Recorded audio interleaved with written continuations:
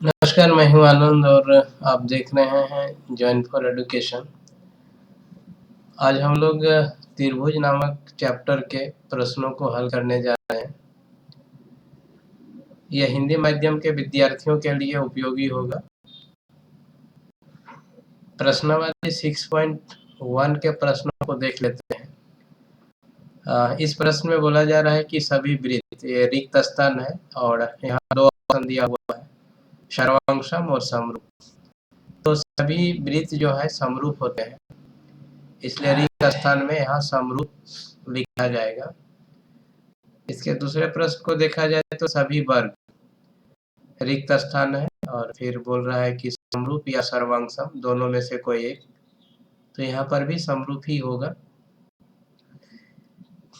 इसका तीसरा प्रश्न है सभी रिक्त स्थान है, त्रिभुज समरूप होते हैं, तो सभी समबाहु त्रिभुज जो है आपका समरूप होता है। इसका चौथा प्रश्न यहाँ देखिए, भुजाओं के समान संख्या वाले दो बहुभुज समरूप होते हैं यदि उनके संगत कोण बराबर होना चाहिए। यहाँ रिक्त स्थान में होगा बराबर, तथा उनकी संगत समानुपाती भुजाएं हैं। यहाँ पर जो रिक्त स्थान है वो होगा समानुपाती। इस तरह से प्रश्नावली 6.1 के प्रश्न 1 में 1, 2, 3 ये 4 प्रश्न थे और इन चारों प्रश्नों का यहाँ पर उत्तर कर दिया गया। अब प्रश्न संख्या 2 को देख लेते हैं। प्रश्न संख्या 2 को यदि आप देखते हैं तो यहाँ जो निर्देश दिया हुआ है उस निर्देश में बोल रहा है कि निम्नलिखित युग्मों के दो भिन्न भिन्न उदाहरण दीजिए। तो बोल रहा है समरूप आकृतियां, तो आप वृत्त को समरूप आकृति बोल सकते हैं, समबाहु त्रिभुज को भी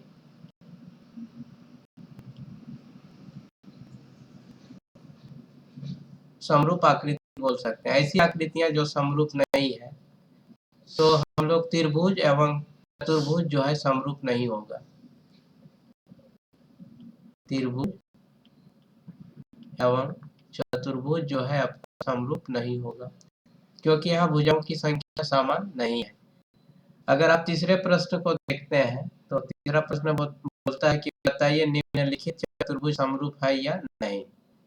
तो समरूप के लिए हम लोग दो देखते हैं कि इसका संगत कोण बराबर होना चाहिए और साथ ही साथ संगत भुजाओं का अनुपात समान होना चाहिए। तो यहाँ देखने से पता चल रहा है, यहाँ पर इस फिगर में यदि इसका प्रत्येक कोण 90 डिग्री का है, लेकिन यहाँ प्रत्येक कोण 90 डिग्री का नहीं है, तो अर्थात संगत कोण यहाँ पर बराबर नहीं है, जिसके कारण ये दोनों ही चतुर्भुज जो है समरूप नहीं होगा।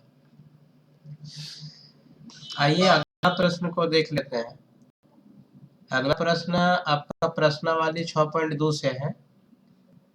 तो 6.2 को यदि देखते हैं तो ये प्रश्न संख्या 1 को देख रहे हैं। आकृति 6.17 1 और 2 में डी समानांतर बीसी में एडी ज्ञात कीजिए। देखिए इस प्रश्न को हल किया गया है। सबसे पहले इसके चित्र को आप देख लीजिए, यहाँ यही चित्र है आपका। यहाँ देखते हैं तो आपका डी समानांतर बीसी है और AB को D पर प्रतिच्छेद कर रहा है और AC को E पर प्रतिच्छेद कर रहा है। तो यहाँ पर हम लोग आधारभूत अनुपातिकता का परिमेय अप्लाई करेंगे और इस प्रश्न को हल करेंगे। तो यहाँ देखिए त्रिभुज ABC में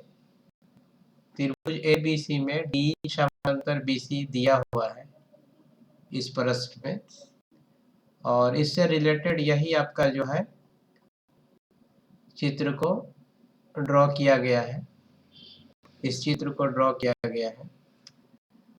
आधारभूत अनुपातिकता का परिमेय यदि लगाएंगे तो ये AD बटा BD, आपका AD बटा BD बराबर हो जाएगा AE बटा CE।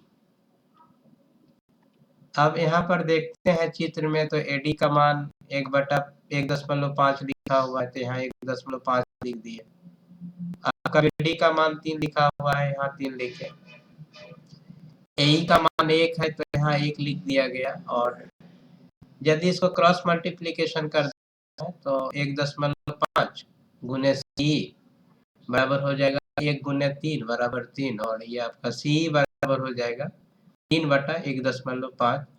अगर यहाँ से डेसिमल को हटा देते हैं तो डेसिमल के बदले यहाँ एक 0 लग जाएगा, तो ये 30/15 हो जाएगा। अगर आप कैंसिल करेंगे तो 2 आ जाएगा, तो सी का मान जो है यहाँ पर आपका 2 हो जाएगा, जो कि आपका इस प्रश्न में पूछा जा रहा था।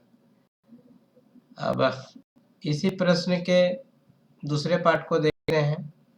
त्रिभुज एई में आपका डी समानांतर बीसी दिया हुआ है, ये देखिए डी समानांतर बीसी है।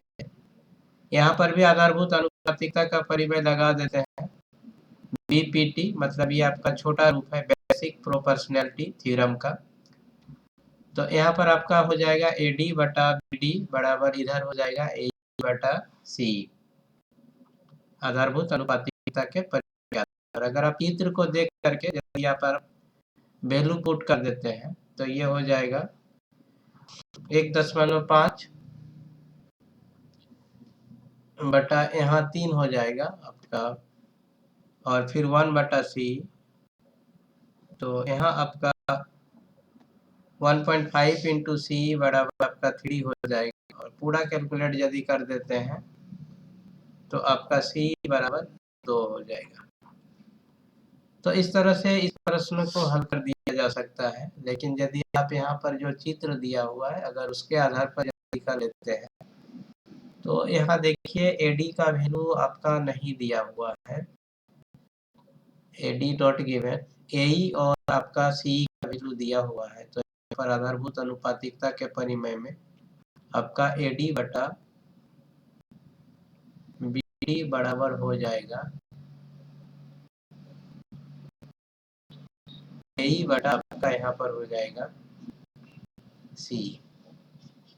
चित्र के आधार पर यदि यहाँ पर वैल्यू पुटअप कर देते हैं तो ये हो जाएगा एडी, और डीबी का वैल्यू 7.2 है तो यहाँ 7.2 रख देना है। एई का वैल्यू आपका 1.8 है, और सी का वैल्यू आपका 4 है। यहाँ 10 आप कैंसल आउट कर सकते हैं, तो ये 18 दिया 54 ये कट जाएगा, और आपका एडी बराबर हो जाएगा एडी बराबर आपका 7.2 इधर आ जाएगा, तो 7.2 बटा 3 हो जाएगा। यहाँ से आप हटा देते हैं तो ये 0 लग जाएगा। ये देखिए आपका हो जाएगा 36/15, 2 से कैंसल आउट हो जाएगा। 36 को 15 भाग लगाइएगा तो 15 दूना 30, और आपका 6 बच जाएगा 15। तो आपका एडी का जो वैल्यू है हो जाएगा 2.4। तो आपका प्रश्नावली 6.2 के प्रश्न संख्या 1 में आपका 2 प्रश्न था और दोनों को यहाँ पर हल कर दिया गया। अब आइए अगले प्रश्न को यहाँ पर देख लेते हैं, प्रश्न संख्या 2 को देखते हैं। प्रश्न संख्या 2 के प्रश्न को देखिए, यहाँ पर लिखा हुआ है आपका किसी त्रिभुज PQR की भुजाओं PQ और PR पर क्रमशः बिंदु E तथा F स्थित है। निम्नलिखित में से प्रत्येक स्थिति के लिए बताइए कि EF समानांतर QR है कि नहीं है। तो यहाँ देखिए इसमें 3 प्रश्न हैं। ये आपका पहला है, ये आपका दूसरा है, और ये आपका तीसरा है। यहाँ पर देखिए आपका प्रश्न से संबंधित एक यहाँ चित्र को जो है ड्रॉ कर दिया गया है। PQR आपका त्रिभुज है और EF जो है QR का समानांतर है। आधारभूत अनुपातिकता का परिमेय देखिए यहाँ लगाया गया है P/EQ। ये देखिए P/EQ बराबर इधर हो जाएगा PF/FR। अब जो वैल्यू दिया हुआ है उसको देख लेते हैं। अगर दोनों तरफ बराबर आ जाता है तो हम बोलेंगे पैरेलल है, और यदि बराबर नहीं आता है तो पैरेलल नहीं है। यहाँ दिए गए मानों से P का मान आपका 3.9 है, EQ का मान 3 है, PF का मान 3.6 है, FR का मान 2.4 है। अगर हम डेसिमल को हटा देते हैं तो यहाँ 39/30 हो गया, यहाँ 36/24 हो गया। ये देखिए 12 से कैंसल आउट कर दिया है, 12 या 36 और 12 दूना 24।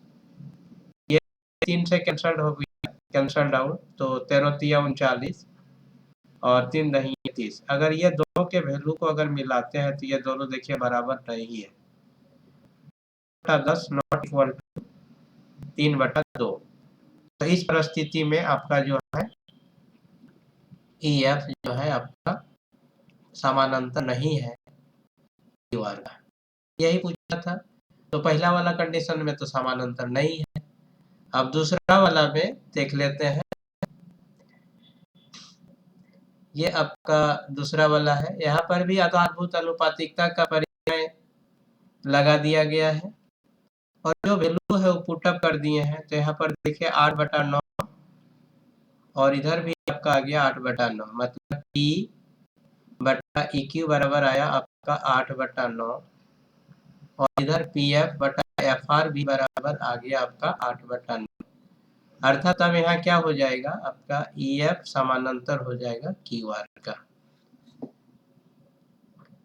तो इसके तीसरे प्रश्न को भी देख लेते हैं। यह तीसरा प्रश्न है, इससे संबंधित पहले देखिए यहाँ चित्र को ड्रॉ कर दिया गया, वैल्यू फाइंड आउट कर दिए हैं यहाँ पर P/PQ का और PF/PR का।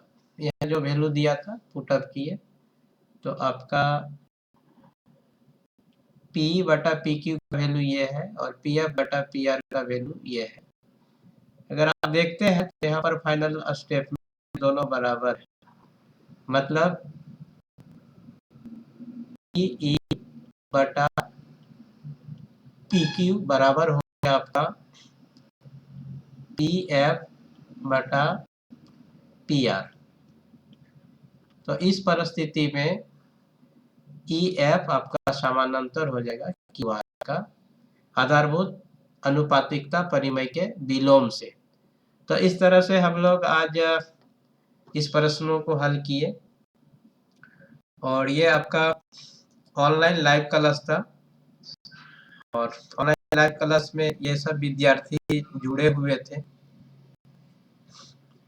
होप दैट इन लोगों के लिए ये कक्षा लाभदायक होगा और हमारी अगली कक्षा इसी चैप्टर के और कुछ प्रश्नों के हल से संबंधित होगा।